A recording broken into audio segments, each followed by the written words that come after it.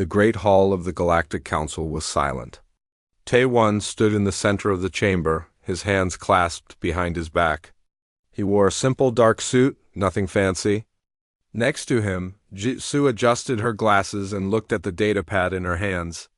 They were the first humans to ever stand in this place. Around them, the council members sat in their elevated seats. There were dozens of different species. Some had scales, others had fur. Some had multiple eyes, others had no eyes at all.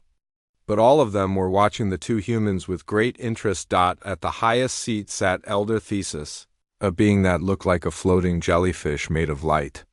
His voice echoed through the chamber without sound, translating directly into everyone's minds. "We have reviewed your petition," Thesis said. "Earth requests membership in the Galactic Council. This is a significant request." Tae-Won nodded. "We understand. We are ready to prove ourselves worthy." A loud laugh interrupted the moment. It came from the section where the Vrokter delegation sat. The Vrokter were massive creatures, nearly 3 meters tall. Their skin was thick and gray, like stone.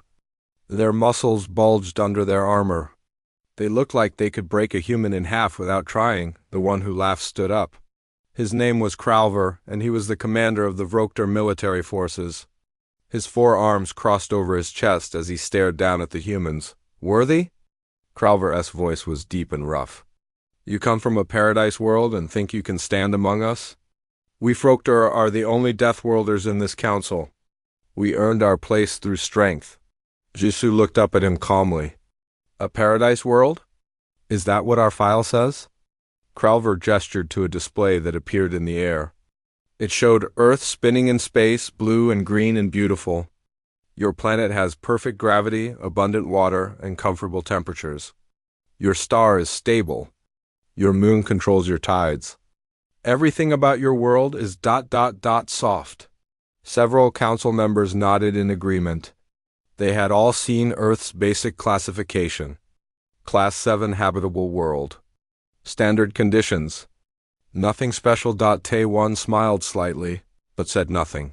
Crowver continued, walking down from his seat toward the humans. Each step made the floor vibrate. "My world, Carthex, has gravity twice what your bodies can handle. The air is thin and hot. Volcanoes cover half the surface. Radiation storms kill the weak. Only the strong survive. That is what makes a Deathworlder." He stopped in front of Tae-Won, towering over him. "You are small, weak, fragile. How can you possibly deserve a seat on this council?" Tae-Won looked up at the massive alien without fear. "Perhaps appearances can be deceiving." Crowver laughed again. "Words, show me strength, human. Prove you are more than soft flesh." Elder Thesis raised a tentacle. "Commander Crowver, this is not the time for—" "No, let him test us," Tae-Won said, interrupting. Jisoo looked at him with concern, but he gave her a small nod. "If Commander Crowver doubts our capabilities, let him test them. We accept any challenge." Crowver's eyes gleamed with excitement. "A simple endurance test, then. You will stand in a chamber set to Carthex conditions. Just stand there. If you last 10 minutes, I will recommend your membership personally."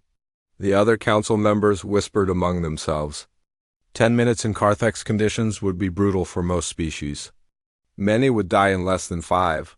"Agreed," Tae-Won said. 20 minutes later, Tae-Won stood in the center of a transparent chamber. The council members watched from outside through the clear walls. Crowver stood next to the controls, his 4 arms working the settings. "Beginning now," Crowver announced. The chamber changed immediately. The gravity increased, and Tae-Won felt the weight press down on his body. It was like having someone sit on his shoulders, his chest, his legs. The temperature rose rapidly. The air became thin and hard to breathe. Tae-Won closed his eyes and focused on his breathing. In through the nose, out through the mouth. Slow and steady. He had trained for high-altitude operations when he was in the military. He knew how to handle thin air. The minutes passed slowly. Sweat began to run down his face. His legs trembled slightly from the increased gravity, but he remained standing. At 5 minutes, Crowver looked surprised. At 8 minutes, he was frowning. At 10 minutes, He expected the human to collapse and claim victory, but Tae-Won was still standing. 15 minutes passed. Then 20. Then 30. Jisoo watched with her hands pressed against the glass. She knew Tae-Won was strong, but this was beyond what she expected. The other council members were leaning forward in their seats now, watching intently. At 40 minutes, Tae-Won's legs finally began to buckle. His face was red from the heat. His breathing was labored. But his eyes were still open, still aware. "Stop the test," Jisoo called out. "He's proven the point." Medical staff rushed into the chamber as Crowver shut down the conditions. They caught Tae-Won as he fell and immediately began checking his vital signs. His heart rate was high, his body temperature was dangerous, but he was conscious. "I'm fine," Tae-Won said, his voice hoarse. "I just, need water." The medical staff helped him out of the chamber. Jisoo handed him a bottle of water, and he drank deeply. The entire council was silent, staring at the human who had just survived 40 minutes in conditions that should have killed him. Crowver walked over slowly. His expression was different now. Not mocking, not dismissive. Something else. Respect, perhaps, or confusion. "How?" he asked simply. Tae-Won looked up at him, still breathing hard. "Training, Will, and the fact that Earth is not quite the paradise your files suggest." Jisoo stepped forward, holding up her datapad.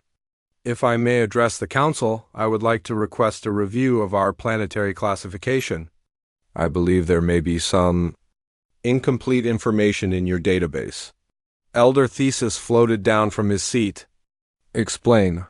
"Our world has challenges that might not be obvious from orbital scans," Jisoo carefully. "We have adapted to them over millions of years of evolution. Perhaps if the Council reviews the complete biological and environmental data, they will understand why humans are more resilient than expected." One of the Council members, a bird-like creature with golden feathers, spoke up. "Are you suggesting that Earth is also a death world?" "I'm suggesting," Jisoo said, choosing her words carefully, "that Earth has trained us well for survival. We would be honored if the Council would examine our world more closely before making a final decision on our membership." Crowver looked at Tae-Won, then at Jisoo, then back at Tae-Won. "You lasted 40 minutes in conditions that would kill most species in 10. You did this with only basic human biology. No enhancements. No technology. Just your body and your will." "Yes," Tae-Won said. "Then I withdraw my mockery," Crowver said formally. "And I support the review of your planetary data? Whatever Earth is, it has produced beings worthy of investigation." Elder Thesis raised his tentacles. "The Council will reconvene in 3 days. We will examine Earth's complete profile. Humans, Tae-Won and Jisoo, you may rest and recover. This session is concluded." As the Council members filed out, Crowver remained. He looked at the two humans for a long moment. "Your world has secrets," he said quietly. "I am beginning to think they are darker than anyone suspected." Jisoo smiled slightly. "Every world has its challenges, Commander. Earth simply has more than most people realize." Crowver nodded slowly and walked away, leaving the two humans alone in the great hall. Tae-Won sat down heavily on a bench, still recovering. "That was harder than I expected." "You were amazing," Jisoo said, sitting next to him. "But when they see what Earth really is, they're going to be shocked." "Good," Tae-Won said, closing his eyes. "Let them be shocked. Let them understand that humans didn't become strong by accident. We earned every bit of our strength. Do you think they'll accept us after they see the truth about Earth?" Tae-Won opened his eyes and looked at her. "They'll have to. Because they'll realize that if we survived our world, we can survive anything this galaxy throws at us." Jisoo nodded, looking at the empty council chamber. In 3 days, everything would change. In 3 days, the galaxy would learn what it really meant to come from Earth, and nothing would ever be the same again. The council chamber was packed. Every member had returned for this special session. Word had spread about the human who survived 40 minutes in Carthex conditions. And now everyone wanted to see what Earth really was.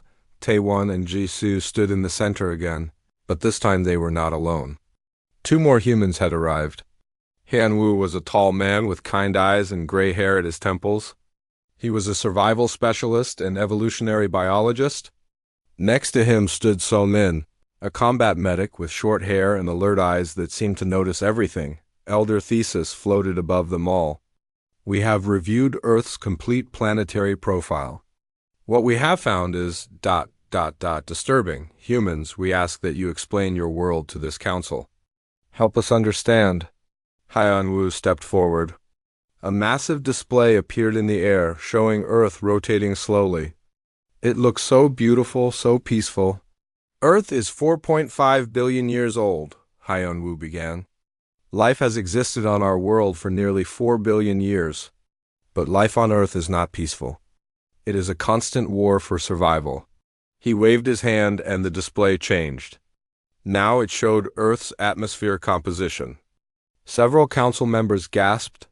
Our atmosphere is 21% oxygen, Han-Wu said.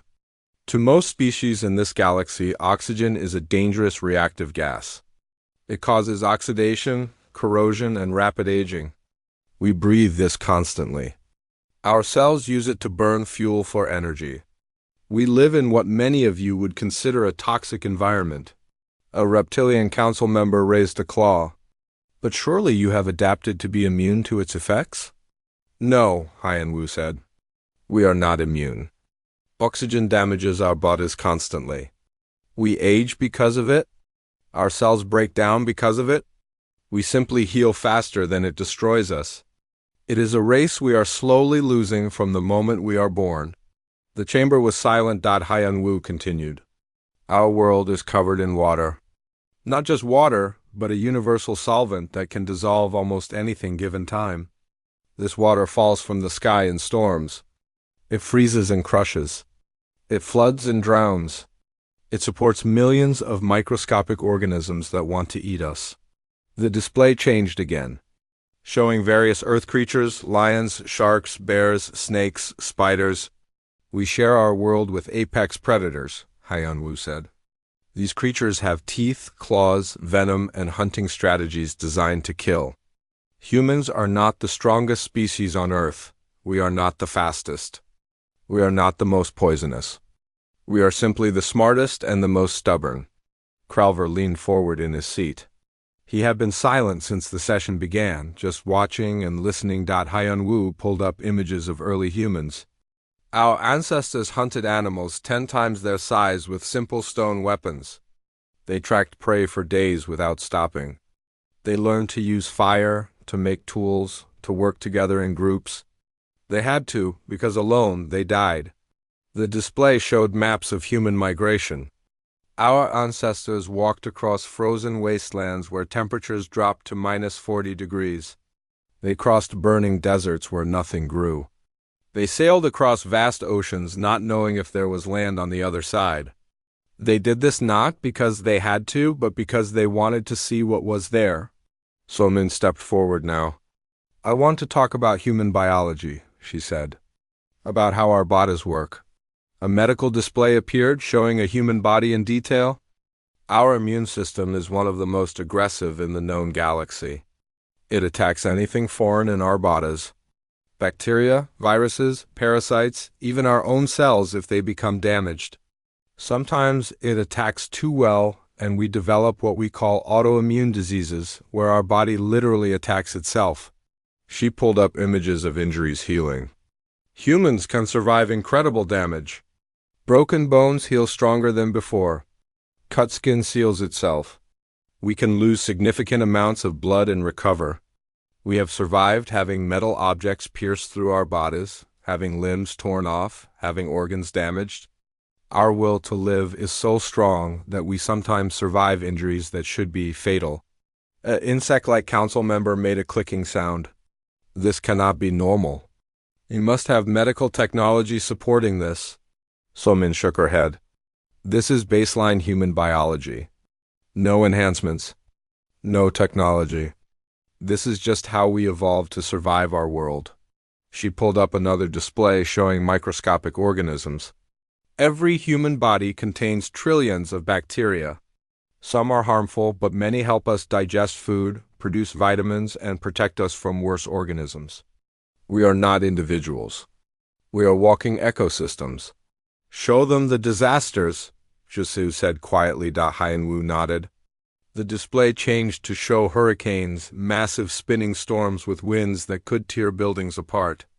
These happen regularly on Earth. We call them hurricanes, typhoons, or cyclones, depending on where they form. Then earthquakes, showing the ground itself splitting and shaking. The surface of our world is broken into plates that constantly move. When they shift, the Earth shakes. Buildings fall. Mountains are created. Cities can be destroyed in seconds. Volcanic eruptions with lava and ash and fire. Our planet's core is molten. It breaks through the surface regularly. These eruptions can change the climate of the entire world. Tsunamis, massive walls of water taller than buildings.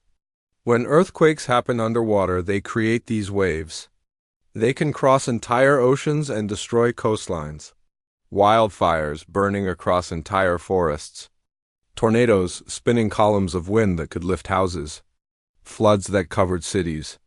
Droughts that turned green lands into dust. And these happen regularly? Elder Theseus asked, his mental voice filled with disbelief. Yes, Haiyan said. And humans live through them. We build in earthquake zones. We inhabit coastlines threatened by tsunamis. We farm in areas that flood. We adapt and survive. Crowver stood up slowly. All eyes turned to him. I do not understand, he said. The Vrokter come from Carthex, a world of volcanoes and high gravity. We evolved to be strong, to endure heat and thin air.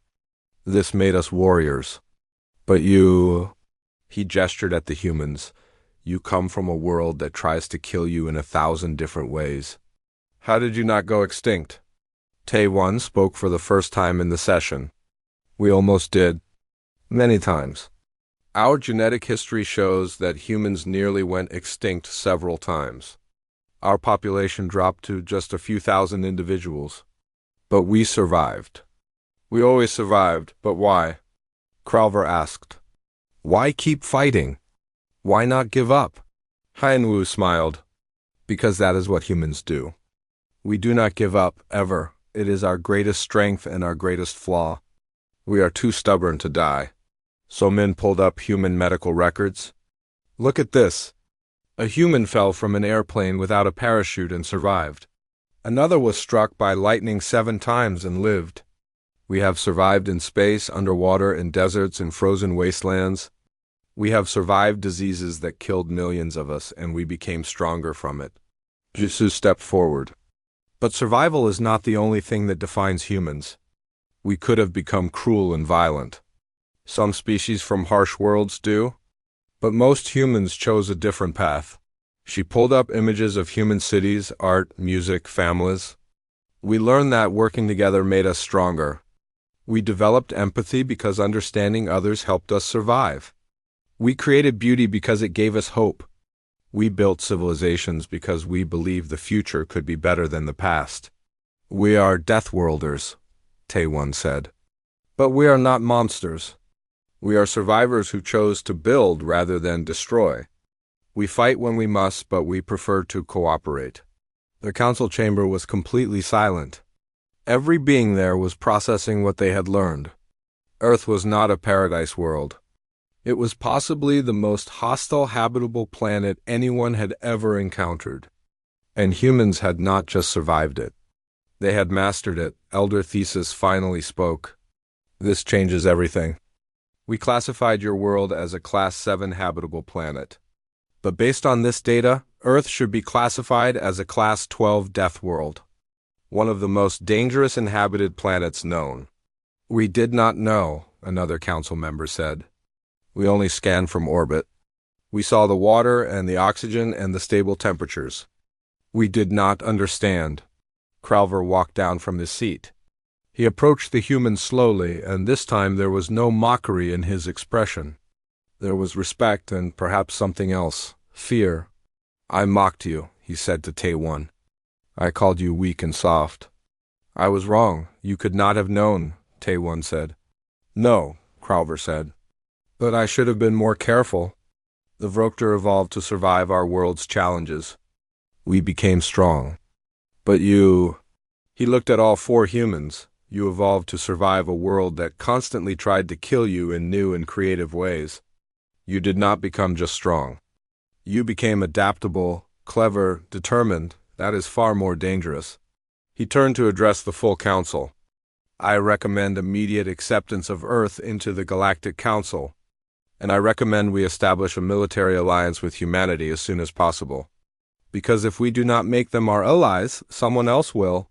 Several council members began speaking at once, debating the implications. But before the conversation could continue, alarms began blaring throughout the station. A holographic display appeared, showing the edge of council space. Red warnings flashed across it. What is happening? Elder Thesis demanded. A technician, a species with multiple limbs and glowing skin, worked frantically at a console. We are receiving distress signals from the frontier colonies. They are under attack. By whom? Crowver demanded. The frontier colony of New Hope was burning? Smoke rose from collapsed buildings. The streets were empty except for the bodies of those who could not escape in time.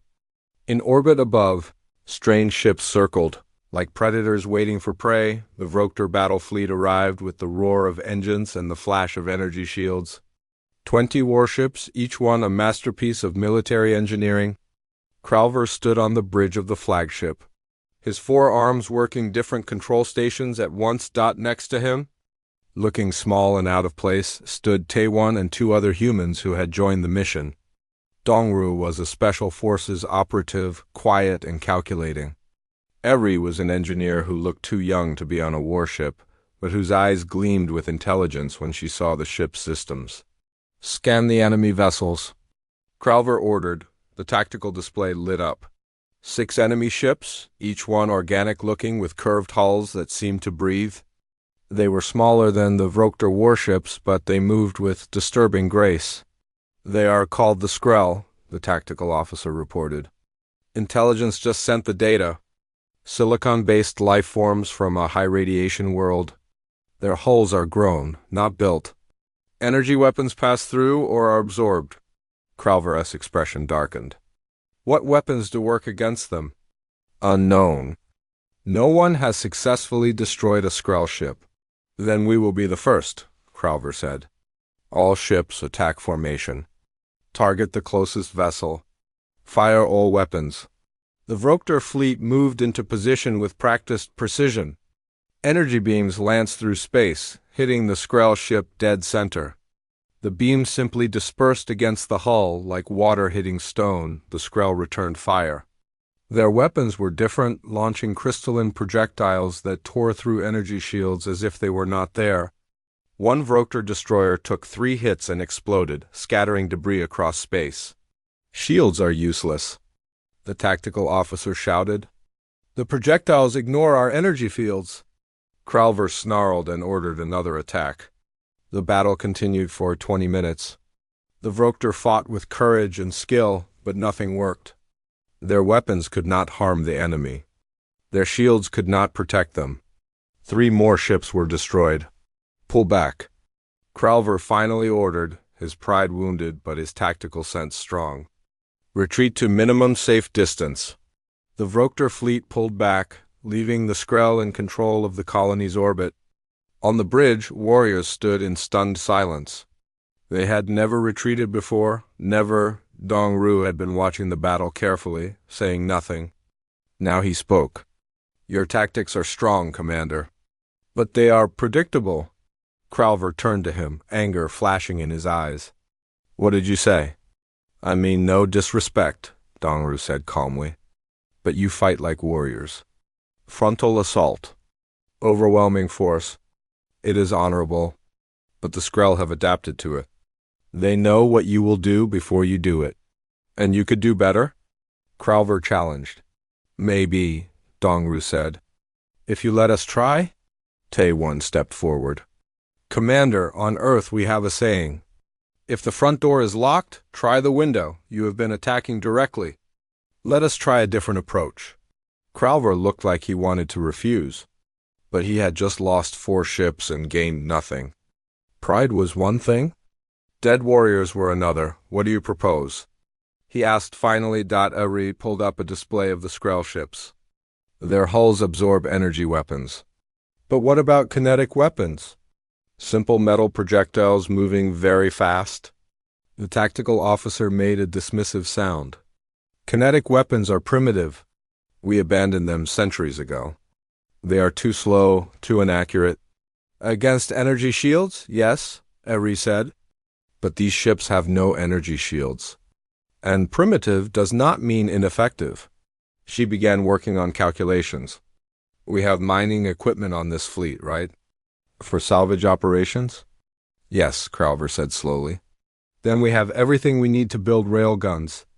Electromagnetic accelerators that fire dense metal projectiles at extreme velocity. No energy to absorb.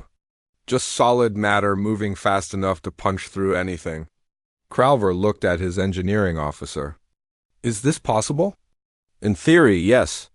But it would take days to build and install such weapons. We have hours, not days, Crowver said.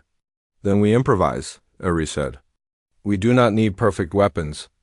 We need weapons that work. I can have something ready in 3 hours. While Eri worked on weapons, Dongru studied the Skrull behavior patterns. They did not move randomly. They followed specific flight paths, specific attack patterns. They were efficient, but efficiency meant predictability. They are a hive mind, Jisu said, analyzing the communication signals between Skrull ships. She had joined them on the flagship. They share thoughts instantly. That makes them coordinated, but it also means they all think the same way. Which means if we confuse one, we confuse all of them, Dongru said thoughtfully. Haiyan Wu was down on the surface with Somin, leading a rescue operation. They had taken a shuttle down during the battle, moving fast and low to avoid detection. Now they moved through the ruined colony, searching for survivors. Here, Somin called out. She had found a sealed shelter with 30 colonists inside, terrified but alive. We need to move them to the extraction point. But between them and the extraction point were Skrull ground forces. Insect-like creatures that moved in perfect synchronization, their crystalline weapons cutting through anything in their path. Haiyan-Wu studied the terrain. The colony was built near a forest, and the forest was full of earth plants that humans had brought for terraforming. He smiled slightly. Somin, get the colonists ready to move. I have an idea. He moved into the forest and began collecting samples. Certain earth plants, when crushed and mixed, created powerful irritants. Others produced compounds that disrupted nerve signals. Humans had spent millennia learning which plants to use for medicine and which to avoid. Now that knowledge became a weapon. 20 minutes later, Haiyan Wu had created a crude chemical dispersal device. It would not kill the Skrull, but it might disrupt their coordination. He set it up along the path the Skrull were using and triggered it remotely. The effect was immediate. The Skrull began moving erratically, their perfect synchronization broken. They stumbled and fired randomly, hitting each other instead of their targets. Move now. Haiyan Wu shouted. So Min led the colonists through the chaos, moving fast and quiet. The Skrull tried to pursue but could not coordinate their movements. By the time they recovered, the humans and colonists were gone. In orbit, Eri had finished her work. It was not beautiful. It was not elegant. But it was functional. She had taken 3 mining drills and modified them into electromagnetic railguns. They were mounted on the outside of the flagship, aimed manually because there was no time to integrate them with the ship's targeting systems. This is insane, the Vokter weapons officer said. Looking at the jury-rigged weapons. Insanity is doing the same thing and expecting different results, Eri said. This is different. Different might work. Crowver looked at the makeshift weapons, then at Dongru. What is your plan? Dongru pulled up a tactical display. The Skrull maintain a specific formation. They guard the colony from 5 positions, leaving one approach less defended because they know you will not attack from that direction. Why would we not attack from there? Because it requires flying through the debris field of your destroyed ships. It is dangerous, unpredictable, everything warriors avoid. Crowver's eyes narrowed. So we do exactly what they do not expect. We use the debris as cover, and we attack at night, Dongru added. There is no night in space. No, but there is night on the planet below. We wait until the colony is in darkness. Then we come in low and fast, using the planet's shadow to hide our approach. The Skrull will have to adjust their positions to track us, breaking their formation. That is when we strike. It was risky. It was unconventional. It went against every tactical doctrine the Vrokter had developed over centuries. Crowver loved it. Prepare the fleet, he ordered. We attack in 2 hours when the colony enters night cycle. The wait was tense. Haiyan-Wu and So-Min extracted 3 more groups of survivors, using terrain and improvised weapons to avoid the Skrull ground forces. Each time, they learned more about how the Skrull moved and thought. When night fell on the colony, the Vrokter fleet moved. They came in low, skimming the planet's atmosphere, using the darkness and debris field as cover. The Skrull detected them but had to shift their formation to respond. That was when Dongru gave the order. Fire, air reactivated the railguns. Metal projectiles, dense and fast, shot through space. They were not elegant. They were not precise. But they were solid matter moving at incredible speed, and when they hit the Skrull ships, they punched through the organic hulls like paper. The first Skrull ship exploded in a burst of crystalline fragments. The others tried to adapt, but Dongru had predicted their movements. Every time they shifted position, another railgun shot found its mark. They cannot absorb kinetic impacts. The tactical officer shouted with joy. The weapons are working. But the Skrull were learning too. They began evasive maneuvers, moving unpredictably. 2 more shots missed. They are adapting, Crowver said. Then we adapt faster, Taewon said. Jisoo, can you jam their communication signals? I can try. Jisoo worked quickly, broadcasting interference on the frequencies the Skrull used. The effect was immediate. The Galactic Council chamber was different now. The atmosphere had changed. Where once there had been curiosity and doubt about humanity, now there was something else. Some species looked at the humans with respect. Others looked at them with fear. A few looked at them with both. Taewon and Jisoo stood in the center once again, but they were not alone. Haiyan-Wu, So-Min, Dongru, and Eri stood with them. Behind them, in a gesture that surprised everyone, stood Crowver and a delegation of Vrokter warriors. Elder Thesis floated above them all, his glowing form pulsing with light. The council has reviewed the reports from the frontier. The Skrull were defeated using human tactics and improvised weapons. This has created significant debate among our members. A scaled being with multiple heads spoke up. The humans are dangerous. They turn anything into weapons. They fight without honor. They are unpredictable. They saved a colony, Crowver said, his deep voice cutting through the chamber. They saved my warriors. Is that not honorable? Another council member, a floating orb of energy, responded. Commander Crowver, we understand your gratitude. But we must consider the implications. The Vrokter are warriors. You value strength and courage. Humans value survival and adaptation. These are very different philosophies. No, Crowver said. They are not so different. The Vrokter survived Carthax by being strong. Humans survived Earth by being clever. Both are valid paths to survival. Both deserve respect. The debate continued, with different species voicing different opinions. Some wanted to accept humanity immediately. Others wanted more time to study them. A few wanted to reject them entirely. Finally, Elder Thesis raised his tentacles for silence. Humans, you have shown us your strength. You have shown us your adaptability. But there is something we do not yet understand. We need to understand not just what you are, but who you are. What drives you? What do you value beyond survival? Taewon looked at Jisoo, then at his companions. They had discussed this moment, prepared for it. But now that it was here, he felt the weight of speaking for all humanity. He stepped forward. May we bring forward 2 more of our people? They can explain better than we can. Elder Thesis nodded. Permission granted. 2 humans entered the chamber. Young Su was older, with white hair and gentle eyes. He was a cultural anthropologist who had spent his life studying how humans build societies.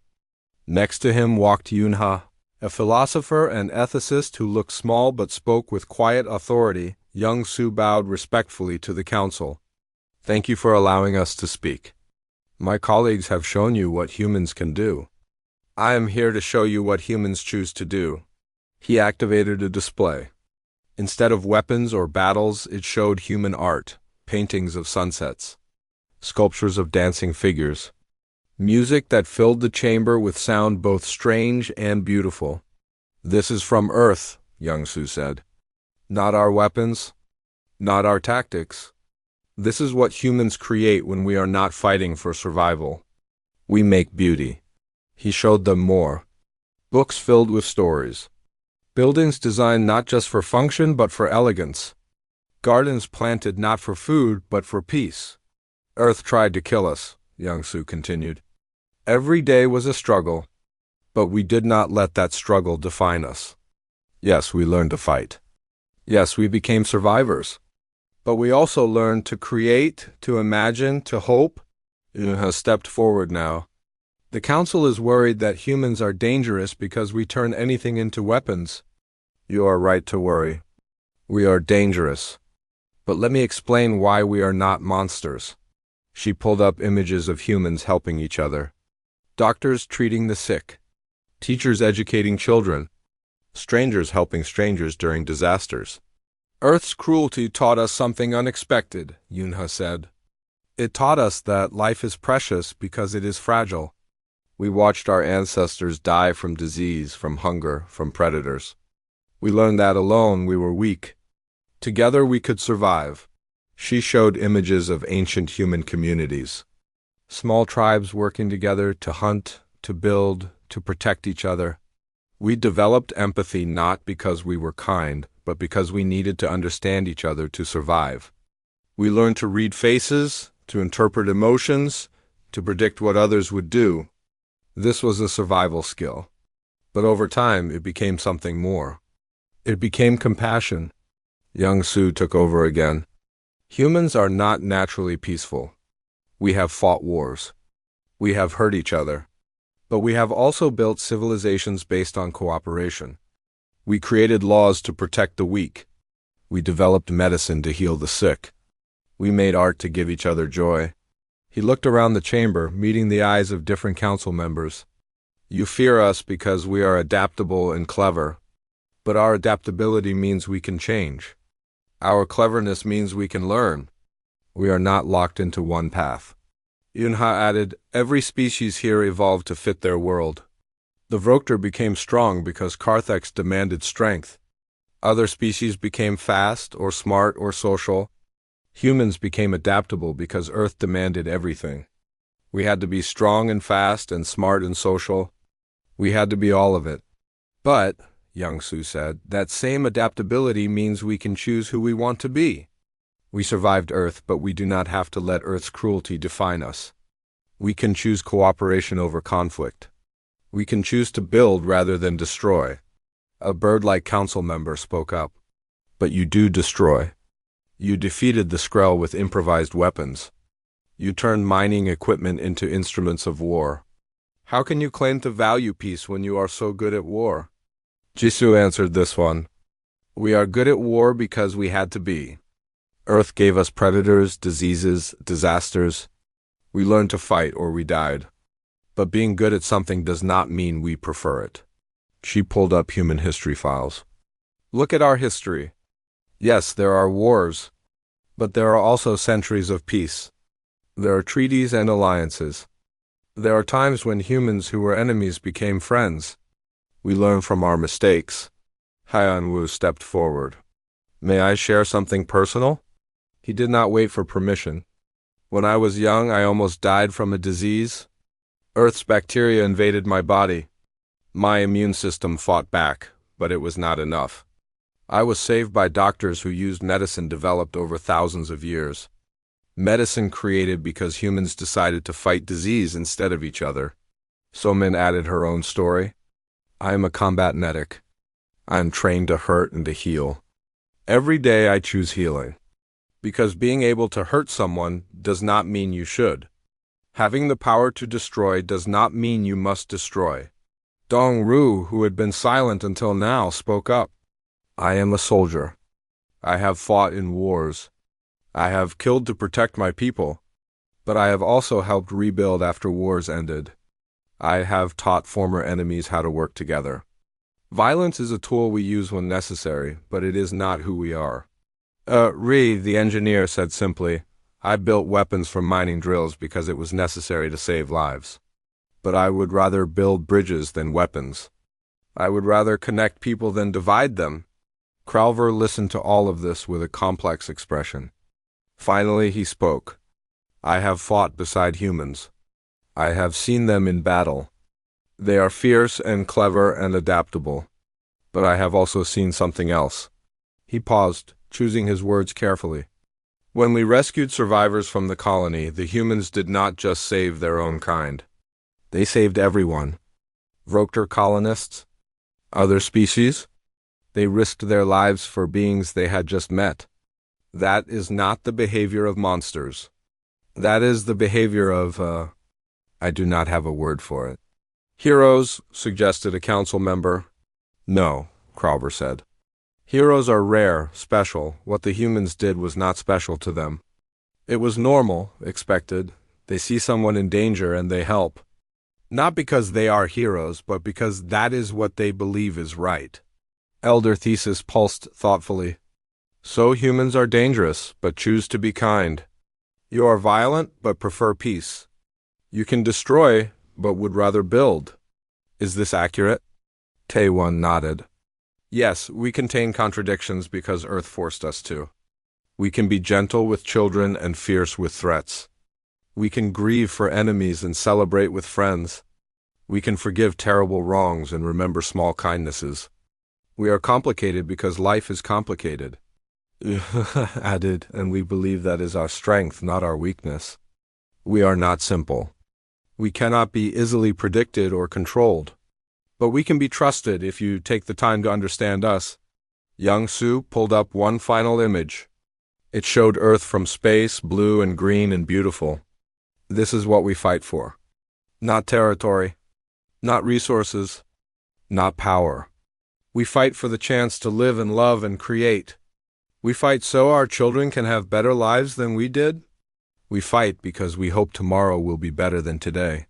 The chamber was silent for a long moment. Every council member was processing what they had heard. Humans were Deathworlders, yes, but they were Deathworlders who chose compassion, survivors who chose to build, warriors who preferred peace. A council member who had been silent throughout spoke up. She was an elderly being covered in soft fur, representing one of the oldest species in the galaxy. I have lived for 300 years. I have seen many species join this council. Some bring strength. Some bring knowledge. Some bring resources. But I have never seen a species bring hope. She looked at the humans. You survived a world that should have killed you. You could have become bitter and cruel. Instead, you became complicated and compassionate. Earth's orbital defense grid lit up with warnings. The Skrull fleet had arrived. Not 6 ships like before. Not 20. 300 ships filled space around humanity's homeworld. Each one pulsing with hostile intent. In the command center in Geneva, human military leaders watched the displays with grim faces. Admiral Huan stood at the center, coordinating Earth's defenses. Next to him, his second-in-command, Captain SCOA, worked the communication systems. How long until the Council fleet arrives? Huan asked. 2 hours, COA replied. We need to hold until then. 2 hours against 300 ships, Huan said quietly. Has anyone told Earth's population? They know. The government announced it 30 minutes ago. Huan nodded. He expected panic, riots, chaos. Instead, something else happened. Something very human. Across Earth, people did not run. They prepared. Families went to shelters, yes, but they did so calmly and efficiently. Volunteers reported to civil defense stations. Doctors prepared hospitals. Engineers checked backup power systems. Teachers made sure children were safe, and the military mobilized. Every ship, every weapon, every soldier. Earth had been at peace for decades, but humans never forgot how to fight. Launch all defense platforms, one ordered. Prepare ground-based railguns. And someone get me a direct line to that Skrull fleet. I want to talk to whoever is in charge. The communication went out. For a moment, there was no response. Then the screens lit up with the face of a Skrull. It looked like an insect with multiple eyes and crystalline features. When it spoke, the words were translated by computers. Humans of Earth, we are the Skrull Unity. You are a threat to galactic stability. You will be eliminated. We have done nothing to you, Juan said calmly. You exist. That is enough. You come from a death world. You adapt too quickly. You turn anything into weapons. You infect other species with your ideas of hope and cooperation. You are dangerous. So you attack us because you are afraid of us? We attack you because it is logical. You will become too powerful if left unchecked. This is preventive action. Juan smiled, though there was no humor in it. You think you are the first to try to destroy humanity? Earth itself has tried to kill us for millions of years. Diseases, predators, disasters, we are still here. What makes you think you will succeed where our own world failed? We are 300 ships. You have 20 orbital platforms. The mathematics are clear. Mathematics, Juan said, do not account for human stubbornness. But go ahead, try. We will show you why Earth breeds survivors. The Skrull cut the communication. The battle began. Skrull ships opened fire with crystalline projectiles. The orbital platforms returned fire with railguns, missiles, and laser batteries. Space around Earth became a storm of weapons fire and explosions. 3 platforms were destroyed in the first 5 minutes. But they took 10 Skrull ships with them. On Earth's surface, the Skrull began landing troops. They chose the Amazon rainforest as their landing zone. Expecting to overwhelm the lightly populated area quickly, they had made a terrible mistake. Haiyan Wu, who had been on Earth preparing for this moment, stood in the forest with local defense forces. He looked at the Skrull landing craft and smiled. Let them come. This is our world. Every plant, every animal, every microbe is on our side. The Skrull troops emerged from their ships and immediately encountered problems. The humid air was different from their homeworld. The gravity was wrong for their bodies. Strange insects bit them. Plants with thorns caught their legs. And then the humans attacked, not with advanced weapons, with traps. Pitfalls, nets, improvised explosives made from fertilizer. The Skrull, used to predictable enemies, found themselves fighting an enemy that used the environment itself as a weapon. God Haiyan Wu led small groups of soldiers on hit-and-run attacks. Strike, disappear into the jungle, strike again from a different direction. The Skrull tried to adapt, but the jungle had too many hiding places. Too many dangers. In orbit, Admiral Wan watched as more orbital platforms fell. Earth's forces were brave and skilled, but they were outnumbered 15 to 1. Then, like a gift from the stars, the Council fleet arrived.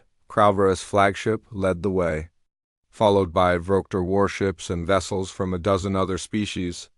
They crashed into the Skrull fleet like a hammer, but the Skrull had learned from their last encounter. They had adapted their tactics, modified their ships. The battle was still desperate. On the flagship, Taewon stood on the bridge next to Kralvar. Dongru worked a tactical station. Eri monitored the weapon systems.